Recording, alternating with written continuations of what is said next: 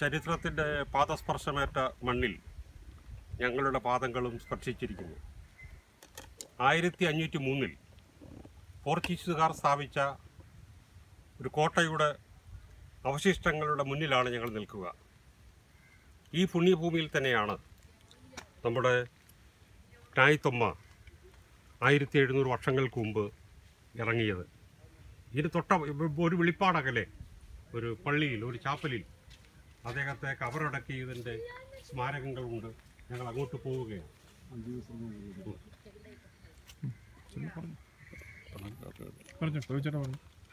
തിരുക്കുടുമ ദേവാലയം നമ്മൾ സന്ദർശിക്കാൻ പോവുകയാണ്. ക്നായിത്തൊമ്മയും ഔസേപ്പുമെത്രാനും അന്ത്യവിശ്രമം കൊള്ളുന്ന തിരുക്കുടുമ ദേവാലയത്തിൻ്റെ പ്രദേശം സന്ദർശിക്കാനായിട്ട് നമ്മൾ പോവുകയാണ്.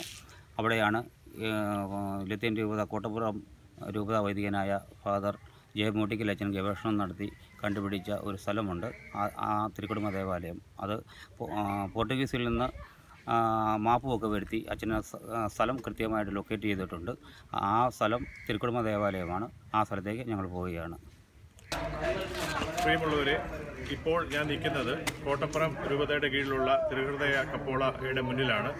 ഈ കപ്പോളയുടെ അകത്താണ് ജ്ഞാനായക്കാരുടെ ആത്മീയ നേതാവായ ക്നായിത്തൊമ്മൻ AD 345 വന്നിറങ്ങുകയും അദ്ദേഹത്തിൻ്റെ കാലശേഷം ഈ കപ്പോളയിലാണ് സംസ്കരിച്ചിരിക്കുന്നതായി ചരിത്രകാരന്മാർ രേഖപ്പെടുത്തിയിരിക്കുന്നത്. ഇത് ഈ സ്ഥലവാസികൾക്കോ സഭാ അധികാരികൾക്കോ അറിയാൻ മേലാത്ത ഒരു കാര്യമാണ്. അതുപോലെ തന്നെ അത് അങ്ങോട്ട് അധികം പ്രചാരം നേടാത്തൊരു കാര്യമാണ്. നമ്മൾ വളരെ വൈകിയാണ് ഇങ്ങനെയുള്ള സംഭവങ്ങളൊക്കെ നടന്നു. ഈ അദ്ദേഹത്തിൻ്റെ ഭൗതിക ശരീരം ഇവിടെ സംസ്കരിച്ചിരിക്കുന്നു എന്ന് നമ്മൾ കണ്ടെത്തിയത്. ഇത് വളരെ ഒരു ഭാഗ്യമായിട്ടാണ് നമ്മൾ കരുതുന്നത്. ഇപ്പോൾ ഈ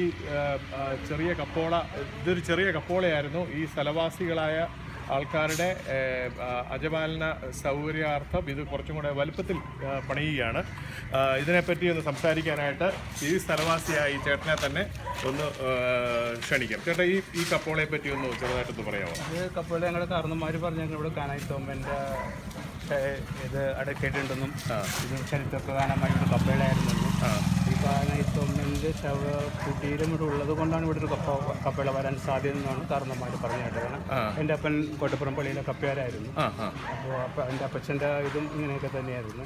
പിന്നെ ഇവിടെ ക്നായിത്തൊമ്മൻ്റെ ഇപ്പോഴത്തെ കപ്പിയാരാണ്? അല്ല ഇപ്പോൾ കപ്പയാരല്ല. ഞങ്ങളുടെ വീട്ടിൽ നിന്നല്ല, ഞങ്ങളുടെ അയലന്തരത്താണ് ഇപ്പോൾ കപ്പയാരയക്കണം. പിന്നെ ക്യാമറ നോക്കി പറഞ്ഞു. പിന്നെ ഇവിടെ ഉള്ള ഒരു പ്രത്യേകത എന്ന് വെച്ചിട്ടുണ്ടെങ്കിൽ ഇവിടുത്തെ ഈ ഐലൻഡിൽ ഇതൊരു ദ്വീപാണ്. ഈ ദ്വീപിന്റെ പേരെന്താണ്? കോട്ടപ്പുറം കോട്ട. ടിപ്പു സുൽത്താൻ്റെ കോട്ട ഇവിടെ ഉള്ളതാണ്. ഇത് കോട്ട എന്ന് പറയുന്നത്. ഇവിടെ 324 പേരും ക്രിസ്ത്യാനികളാണ്, ഒരു ഹിന്ദു മാത്രമേ ഉള്ളൂ. അപ്പോൾ ഈ പള്ളി ഞങ്ങൾ പണ്ട് ഓരോരുത്തരുടെ പ്രയത്നം കൊണ്ടാണ് ഞങ്ങൾ ഈ പള്ളി പണിയുന്നത്. ഇത് പുറത്തുനിന്ന് ആരോ അങ്ങനെ മറ്റുള്ള ആരും വരാനും സഹായിക്കും. അങ്ങനെ വന്നു പോകും. ഞങ്ങൾ എല്ലാവരും സ്ഥിരം വന്ന് ഓരോരുത്തർ പണി ചെയ്യുന്നത്. അപ്പം ഈ കപ്പോള, അതായത് ഇതിന് മുമ്പുള്ള കപ്പോള പണിതിട്ട് എത്ര വർഷമായി? അത് ചേട്ടാ, ഈ കപ്പേള പണിതിട്ട് എത്ര വർഷമായിട്ടുണ്ടാവും? 85 വർഷമായില്ല. അപ്പോൾ അതിന് മുമ്പ് ചെറിയൊരു കപ്പോളയായിരുന്നു. ഏതാ എന്ന് പറഞ്ഞാൽ അന്ന് വള്ളത്തിലാണ് രൂപങ്ങളൊക്കെ വരാം. അങ്ങനെ ഒരു രൂപം വാങ്ങി അതിൻ്റെ വള്ളത്തിൽ അത് വെച്ച് ഒരു ഷെഡിൽ അങ്ങനെ ആദ്യമായിട്ടായിരുന്നു. ഇത് 2-3 ആവർത്തി ഇങ്ങനെ ഇത് വന്നു. ഈ പൊളിച്ചു പണിയുക, അങ്ങനെ പള്ളിയിൽ പോയി കുതിച്ച് വീണ്ടും പണിയാണ്. പിന്നെ ഈ ക്നായിത്തൊമ്മയുടെ ഒരു ശില അതുപോലെ ഒരു പറങ്കേച്ചൻ ഇരുന്നത്. പറങ്കേച്ചൻ എന്ന് പറഞ്ഞു കഴിഞ്ഞാൽ ഈ സ്റ്റാൻലി പദുവ പോർച്ചുഗീസ് ആയിട്ട് അല്ലല്ല, സ്റ്റാൻലി പദുവ എന്ന് പറഞ്ഞാൽ ആംഗ്ലോ ഇന്ത്യൻ സ്റ്റാൻലി പദുവ. അങ്ങനെ ഇരുന്ന് കഴിഞ്ഞപ്പോൾ ജൂബിലി വർഷം ഉണ്ടായി. അതായത് കോട്ടപ്പുറം പള്ളിയില 72 1972. അപ്പോൾ അങ്ങേരെന്ന് വെച്ചാൽ ഒരു ശില ഇവിടെ വേണം. കാരണം ക്നായിത്തൊമ്മ വന്ന് വസിച്ച സ്ഥലം ഇവിടെയാണ്. അപ്പോൾ അതിൻ്റെ പേര് ശില വേണമെന്ന് പറഞ്ഞ് ശില ഇവിടെ സ്ഥാപിച്ചു. ആ ശില അത് ഈ പള്ളി പണിയതിന് സൗകര്യത്തിന് വേണ്ടി അത് പൊളിച്ചു കഴിഞ്ഞപ്പോൾ ആ ശിലയെടുത്ത് പള്ളിക്കകത്ത് ഇട്ടു. അതാണ് ഇപ്പോൾ അതിന് ശേഷം വരുന്ന ആളിലൊക്കെ പള്ളിയിൽ കയറുക. ഈ ആ ശിലയിൽ വന്ന് നമസ്കാരമൊക്കെ നടത്തി പോകലൊക്കെ ഉണ്ടായിരുന്നു. ഇത് പൊളിച്ചു കഴിഞ്ഞപ്പോൾ ആ ശില ഇവിടെ ഇവിടെ 10 ഏക്കർ സ്ഥലം നൽകിയിട്ടാണ് ഈ ചരിത്രം പറയുന്നത് പെരുമാൾ. അപ്പോൾ ആ 10 ഏക്കറിൻ്റെ വിസ്തൃതി പുളിതായി. അതെവിടെയായിരിക്കും 10 ഏക്കർ? 10 ഏക്കർ എന്ന് പറഞ്ഞാൽ കോട്ടയോട് ബന്ധപ്പെട്ടായിരിക്കും.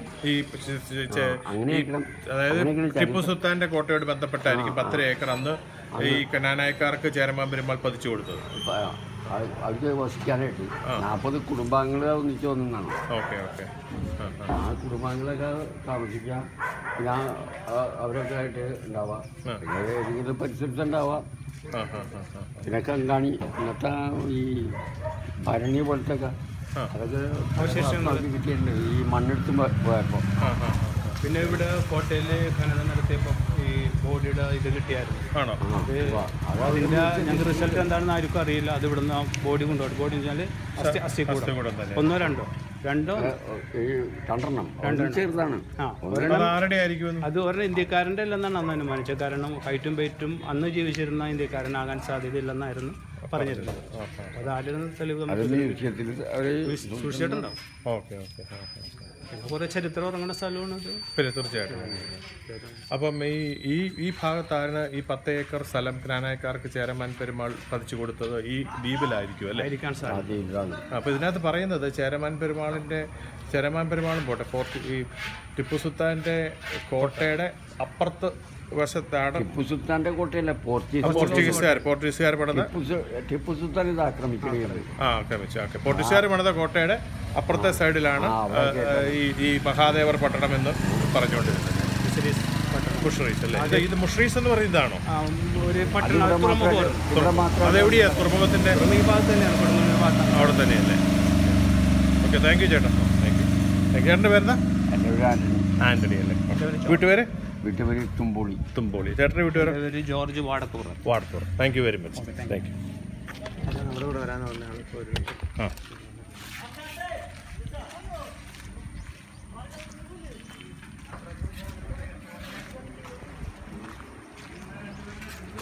ആ